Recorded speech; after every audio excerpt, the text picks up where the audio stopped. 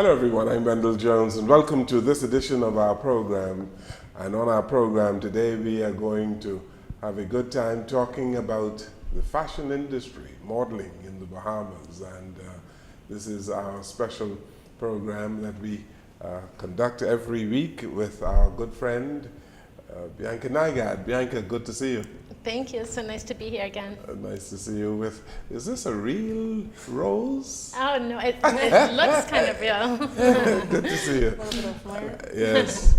On our program today, we're going to be speaking with two young people from Choice Model Management, Stephanie Nihon, and also Gerard, Royale.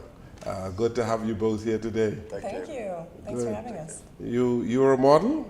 I was a model, yes. Yeah. Okay. I modeled for about 10 years, and I was discovered by the agency that Gerard was an instructor and trainer for. That is now the revival of the agency we are with now, that we work for now. Oh, okay. Yeah. And you modeled too, Gerard? Yes.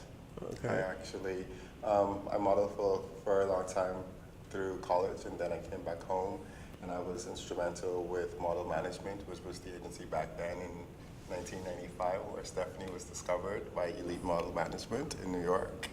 And so therefore, like she said, we're pretty much the revival of model management now as Choice Model Management. As Choice Model, I see. Back in the 70s and 80s in the Bahamas, a whole lot of people who were modeling, eh? Yes. And you don't hear too many about too many fashion shows going on these days.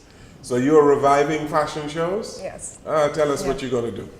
Well, with that in mind, and like you said, back in the 70s and 80s in the Bahamas, and right up to the 90s, I mean, the fashion industry was booming here in the Bahamas. And we've worked with several of the greats back then, like the Pepper Johnsons, the Byron Coley Austins, the Phyllis Aubrey Garraways, so on and so forth. And then, you know, there was, I mean, a magnitude of fashion shows and fashion events all down Bay Street. You know, you'd find this all in John Bull, in Colombian Emeralds International, you know, the Carnival Crystal Palace Resort Casinos. And so therefore, Stephanie and myself, upon moving back home, like she said, she's modeled 10 years all abroad, all over the country, all over the US.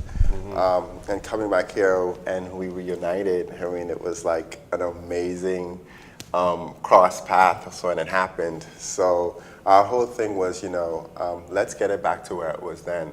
So we've come up with Choice Model Management, which is an academy and an agency. So we actually do grooming and etiquette for persons who aren't experienced, as well as being that we've been in the industry and lived the industry abroad for a very long time. We trust our creative eye in actually choosing models that are experienced to get us back to where we were in the 90s. So we are in the process of, there's several things going on. We're igniting the fire again. This weekend we were just, you know, brainstorming before we started of how many events we have going. On Saturday we have like 3 different events, so we're going to be pulling back and forth. And then Sunday we have 2 events, like I was explaining to Bianca, who we are grateful to have her kids with our agency. So she's gonna be running like wild on Sunday, getting them back in 2 different actual spots. Okay. So it's just getting that, that fire lit again. It's there, people want it. It's just that, you know, the options and the avenues weren't readily available. And so therefore, Choice Model Management is bringing that back to the Bahamas. Connecting all the dots again. Yeah, exactly. Okay. Mr. Jones, as a parent of the models and the company, I can't be more grateful to have found this company. And they're right that this weekend I'm going to be back and forth, but this isn't unusual. I've been doing this since I signed with them. There has not been a free weekend. And so how it is, and what Gerard always says is, if you're not actually working, like working the runway, you're working on yourself. Right. So they have classes every weekend on how to train you to walk correctly and how to have you take care of your skin and your hair and all kinds of stuff. The etiquette classes, like he was talking about. And so even if you will not be a model in your life, it helps you in your whole life. Exactly. Because it's so good to know all of these things. And the academy models, you know, as soon as they start with our academy, they're being put up for work in castings. There's so many good experiences, like extra work on a movie set, that maybe the experienced actors don't want to do, but they can learn on set and, build portfolios in ways. And so, there'll be runway shows that are for charity events, things like this. So, no matter what, the Academy's pushed into work, right away. And, music videos need, extras and all sorts of things. So they get a feel on set and they start to network and meet people. And, so it's all been very exciting because we actually were hoping to have that right away. And we also were hoping for that same, that same feeling that we got with model management, where it was like a family and a support network. And everybody was there for each other. It was a bunch of like-minded, passionate creatives who all found each other, and we're so thankful for that outlet, I think. And the talent has just gotten better. I mean, I am blown away by the talent. Not each model has more talents. They're not just models like that. So we opened the whole choice talent board because we have fire dancers and junkanoo dancers and acrobats and gymnasts and dancers that are like professional dancers that have won competitions and contortionists and so hoops and aerialists and still walkers. I mean, I can go on and on. So it's really quite exciting because I think I'm noticing that the Bahamians, the young generation, are very excited about like performing in general. Yeah. And so not just acting in models. You are recruiting young Bahamians? Yes, yes. Tell And us just not only young Bahamians, Okay. because I think when Yes. people hear about grooming and etiquette, they think automatic, I have to be teens. I have persons who always ask me, am I too old? And the crazy part about it is we've been getting a lot of castings for, I remember when you sat down just now, you looked up and you said, I'm an old man. But we have castings coming in for persons between the ages of 50 and 70. Yeah. Lots of them. You know what I mean? Quite. So, I mean, the whole aspect of the industry has really transformed. In the beginning years when we first started, you had to be 13 to 15 to actually be looked at an international agency, but now that has changed. So our recruitment process is we start recruiting anywhere from the ages of 7 to 100. Because, we don't want to box ourselves in at any point. We have clients who request certain things. We've been having a lot of clients that are requesting the older persons. They want that resort look. They want that, that senior life, that relaxation. And then you have our clients who want, the younger, the fun crowd, the hippie, party type. So we actually cater to everyone. So we don't actually close our doors to the older person. So for any, older person who is watching who think that, oh, my time is done, I'm finished, that's not the case, okay? There's all sorts of different aspects in modeling and etiquette, and I try to explain that with every person that I meet, even with parents, we're actually contemplating taking on and I discussed this with Bianca a couple of weeks ago, a session whereas I'm just going to cater to the parents of the actual models. Because there's one thing in actually learning and teaching it from the aspect of us as instructors and them as models, but the support system, who are the parents who are behind them, they need to understand the industry as well and what goes into it. You know what I mean? So it better helps us to facilitate and keep, that communication of understanding of what's going to happen and what should be happening. We need to teach them as the experienced professionals in the industry, living abroad, things to look out for. One thing that we pride ourselves on at Choice Model Management, and I can't say it enough, and I thank Stephanie, is we don't ever want to put our models or our academy students in a compromising position, because the reality is that the world is it's ever evolving and things happen, and some persons are naive, and some persons who are new to the industry might not have that eye or that gut feeling to sense when something is wrong.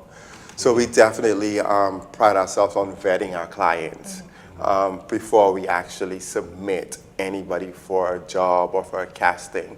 We want to definitely have some level of conversation, meet to actually get that chemistry going to figure out if this is a right fit for us, because we have turned down jobs, and I think a lot of it too, especially now, persons who are aspiring models, they feel like, oh, I just want to make it, I just want to make it, I just want to be discovered. So they open themselves up to be vulnerable to situations that may be, on the forefront, camouflaging as an agency or as a good casting job, but behind the scenes it's something else.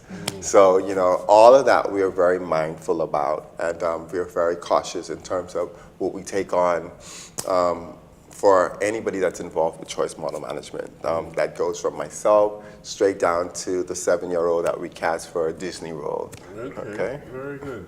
In the Bahamas, modeling has been a part-time, fun thing for a whole lot of people. Are you seeking to develop professional models in the true sense of the term?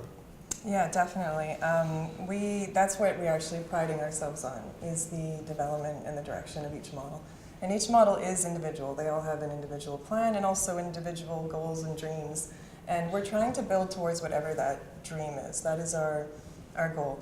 And so whatever that entails, whether it's preparing their portfolios, getting ready for, in the case they need a work visa to apply for, whatever it is, we're trying to submit for roles, for big roles abroad that will supply the work visa to and know the situation. So it'd be productions that are looking for that undiscovered, never before seen face. So we're teaching our actors as well as the models how to build acting reels if they're interested in that, and all the things that are entailed into acting, because acting is something. We haven't had a lot of actors come out of the Bahamas. We have very, very talented aspiring actors. But it's a tricky little business, and there's a very special way to develop them and all that, and make sure the timing is right and they're presented properly and all that. So that's one of our main focuses and goals. We've never had a child star come out of the Bahamas. We've never had a male model signed out of the Bahamas. And so many could have been, but the chance kind of passed them by, or they missed their little window, or however it worked out, So we're trying to, ideally we would love to find models, and we're open to everyone, but as far as submitting and building for the future, if you start young, you're gonna have a huge head start, and we can develop by the age where, we know that they're being scouted. So now in New York, they're scouting models at about 17. It was younger when I was doing it. I got signed at 15, yeah. Okay. So 17 now it's not really legal to sign younger. Not legal by law, but as far as the agencies put their foot down, I think, because of liabilities and things. So that gives us more time to develop our models, which is fantastic.